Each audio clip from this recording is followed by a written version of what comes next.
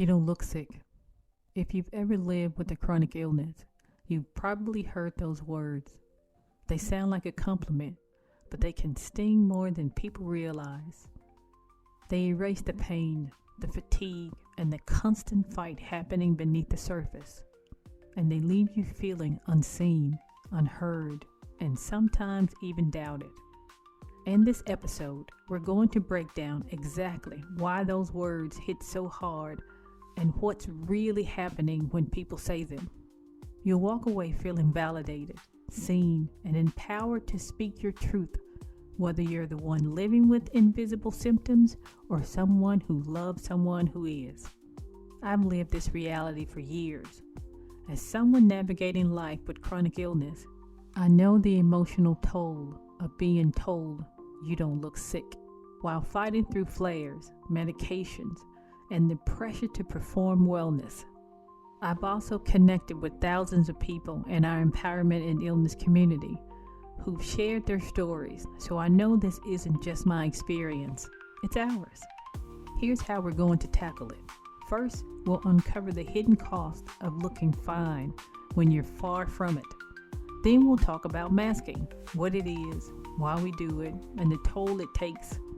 We'll shine a light on the invisible symptoms people can't see, and I'll give you better ways to respond when someone says, you don't look sick. We'll also dig into how social media plays a role, what happens when the mask slips, and how to reclaim your identity beyond illness.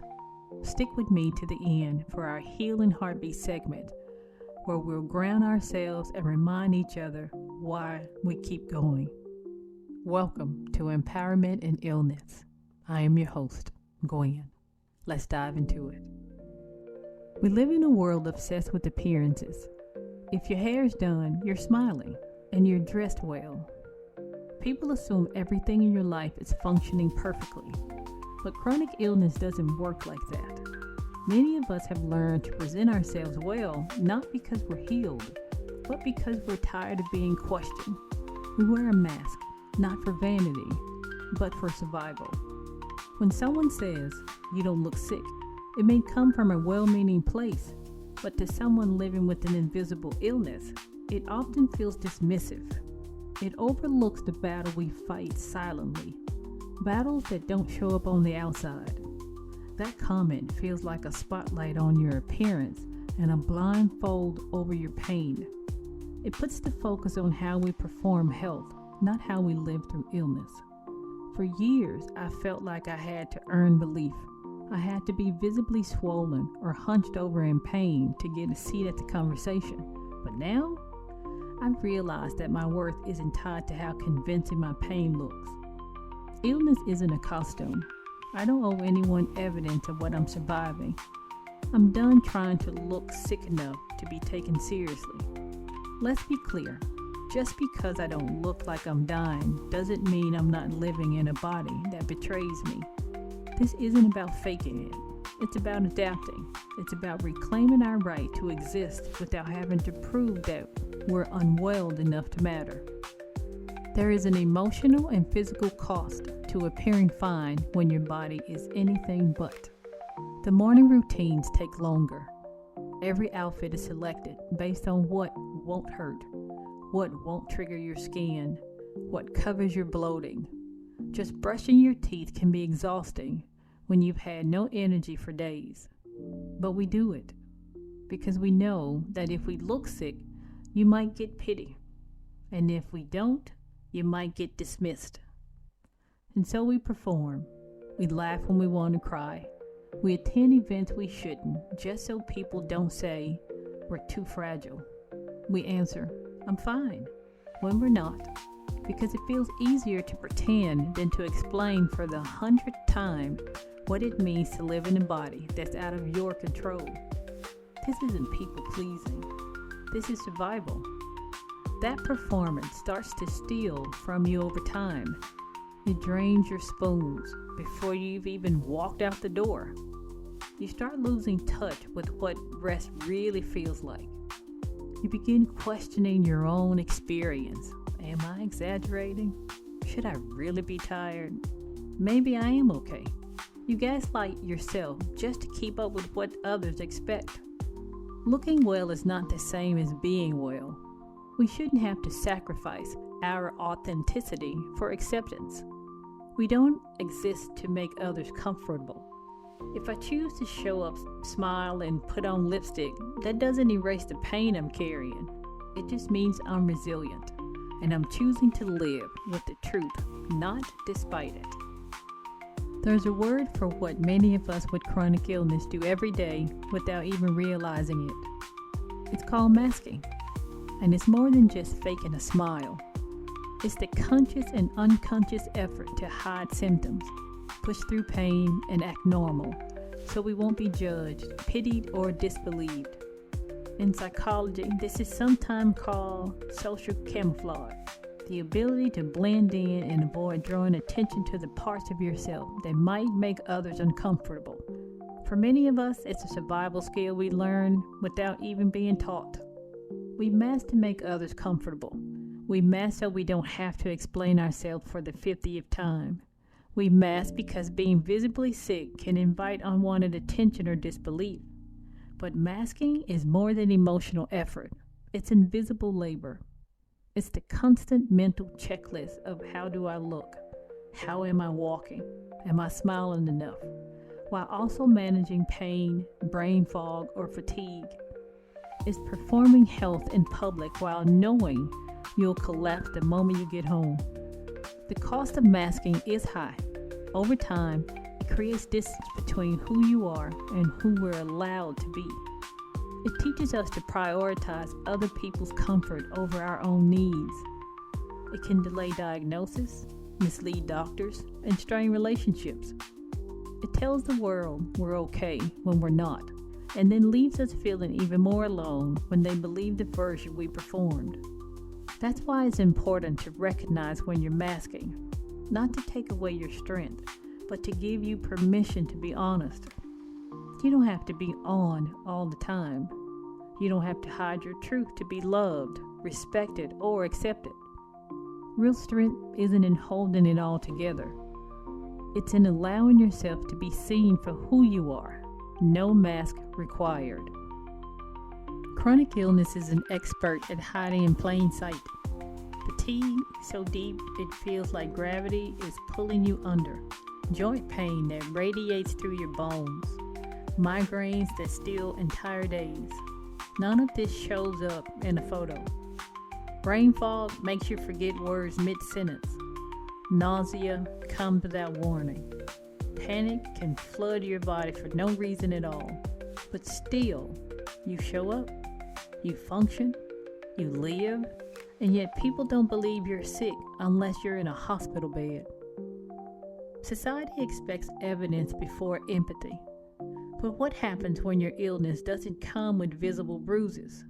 When your blood work looks normal, but you can't get out of bed? That's when the gaslighting starts. You hear, maybe it's stress. Or, maybe you just need to exercise.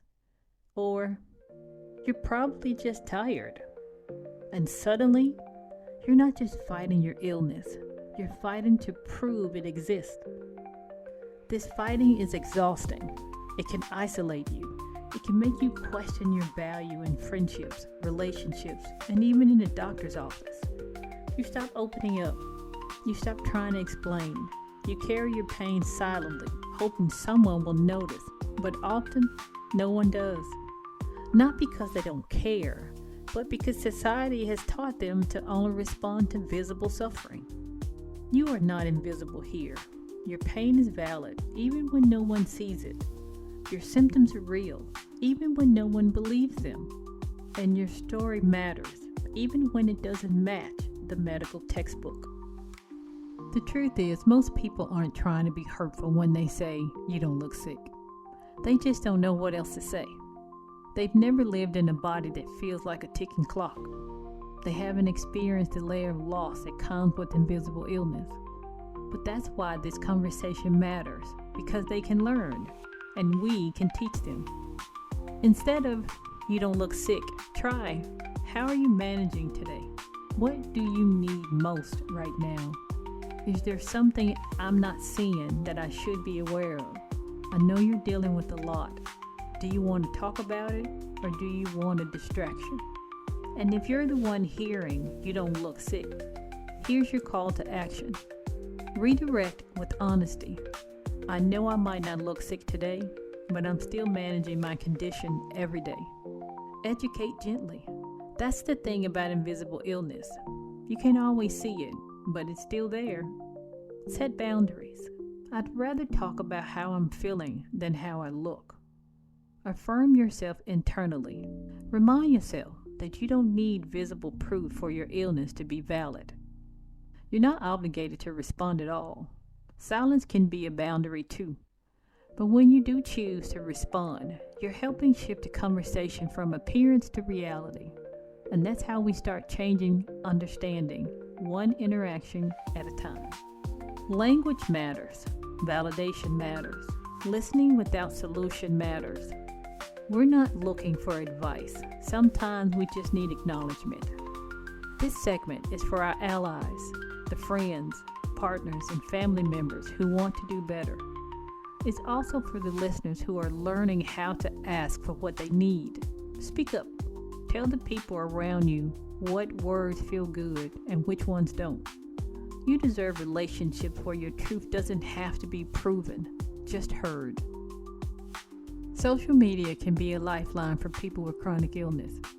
It's where we find community, connect with others who understand, and finally feel seen. But it also creates pressure to perform, to curate, to post only the parts of our experience that feel acceptable. We want to be believed, but not pitied. We want to be real, but not too raw. So we edit, we smile, we post the good days, the clean faces, the moment where our energy feels steady enough to hit record. This online performance is a form of social camouflage. It's not always intentional. Sometimes we just want to share something light or keep the focus off our illness for a moment. But that instinct to blend in translates easily onto our profiles. We show the parts of ourselves we know will be received without discomfort, even when the fuller truth is far messier. Posting on social media while sick also involves invisible labor, all the unseen efforts that goes into making something look effortless. Choosing the right angle so swelling isn't obvious. Editing out a coughing fit. Filming on one day of the week we can stand long enough to hold the camera, and then engaging with comments as if we didn't have to crawl back into bed right after hitting post. We need to start having honest conversations about this, not to shame anyone for posting joy, but to remind ourselves and our followers that what's online is rarely the whole picture. Even the strongest, most encouraging voices in the chronic illness community are still fighting battles you will never see. You don't need to prove you're in pain for your story to matter, and you don't need to hide your truth for it to be heard. There comes a moment in every chronic illness journey where the mask slips.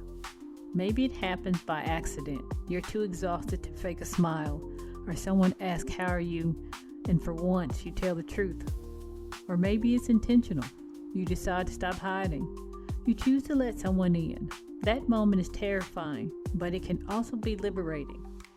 When I finally stopped masking in front of certain people, I saw who could hold my truth and who couldn't. Some friends stepped closer, others backed away. And while that was painful, it was also clarifying, because I realized I was exhausting myself trying to keep people comfortable while I was crumbling inside. I was masking to keep connections that couldn't support the real version of me. Letting the mask slip doesn't mean you're giving up. It means you're choosing honesty over perfection. It means you're letting go of the pressure to be palatable and choosing to be real instead. And that kind of courage, that kind of vulnerability, that's where healing begins. Not just in the body, but in the soul. If you're in a season where you feel like the mask is slipping, don't be afraid. Let it.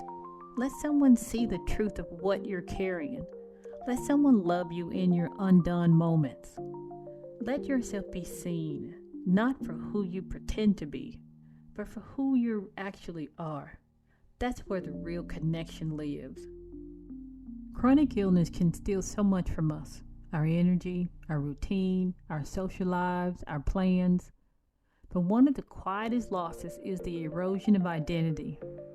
When you're constantly masking and performing, it's easy to forget who you are outside of survival mode. You start to define yourself by your illness, your limitations, your flares. But there is still so much more to you than the pain you carry. Reclaiming your identity isn't about pretending you're not sick. It's about reconnecting with what still makes you feel alive.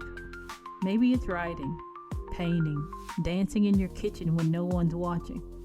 Maybe it's your sarcasm, your faith, your love of plants or loud music or fantasy novels. Maybe it's just your stubbornness, that spark that refuses to quit, no matter how tired your body feels. That is part of your identity too. You deserve to be seen as a whole person, not just as someone who is sick, not just as someone who is strong, but as someone who is complex, messy, beautiful, hilarious, thoughtful, and full of depth. Illness may shape your path, but it doesn't define your worth. You are more than your symptoms. You are more than a mask. You are you, and that is more than enough. So ask yourself, who am I when I'm not explaining, performing, or pretending? What brings me back to life, even in small ways? Write those things down. Hold on to them. Rebuild from them. Because you're not just here to survive. You're here to be whole. Before we leave, I would like to close with a special portion of the show I call Healing Heartbeats. This is where we allow ourselves to wallow in sorrow. Give yourself 3 minutes to laugh, cry, scream, cuss, or just sit in silence. Whatever you need to do to feel it, do it. Let the depression in for only 3 minutes. Once you've reached 3 minutes, compartmentalize it and get back to living. This is a rinse and repeat behavior. You cannot let depression take over, because when it does, it will not let go. When we hear about the passing of someone, they have the day they were born and the day they pass away. There's a dash in the middle. It's not a long line, but a short dash. That dash represents your life. Go live in spite of having a chronic illness. Don't let your condition stop you. There is a unique kind of pain in being disbelieved, especially when you're doing everything you can just to keep going. You don't look sick sound like kindness, but it's often a reminder of how unseen we really are. We don't need praise for our appearance. We need space for our truth. When we started this episode, I promised we'd break down why those words hit so hard, give you the language to respond, and help you feel seen, whether you live with chronic illness or love someone who does. We've talked about the hidden cost of looking fine, the reality of masking, and the weight of invisible symptoms. We've explored better ways to respond, the role social media plays, what happens when the mask slips, and how to reclaim your identity beyond illness. Every part of this conversation has been about making the invisible visible for you and for those who need to understand you better. Here's what I want you to do next. Notice when you're masking and ask yourself if it's protecting you or draining you. Use the call to action segment we discussed to redirect or educate when someone says you don't look sick. Share this episode with at least one person who needs to understand what that phrase really means. And keep speaking your truth, because every time you do, you make it safer for the next person to do the same. This episode was created to put words to what so many of us have been holding inside, because what we live with every day matters. It's real, and it doesn't have to look a certain way to be respected. Illness isn't always visible, but it's always valid. If you're someone who lives with invisible symptoms, I want you to know you are enough. You are doing more than anyone realizes, and you don't have to perform health to deserve support. Let this be your reminder that your truth matters, even if no one else sees it. I see it. I see you. Thank you for joining us on another episode of Empowerment in Illness. Remember, you have the strength, the heart, and the support to continue your journey. Be safe.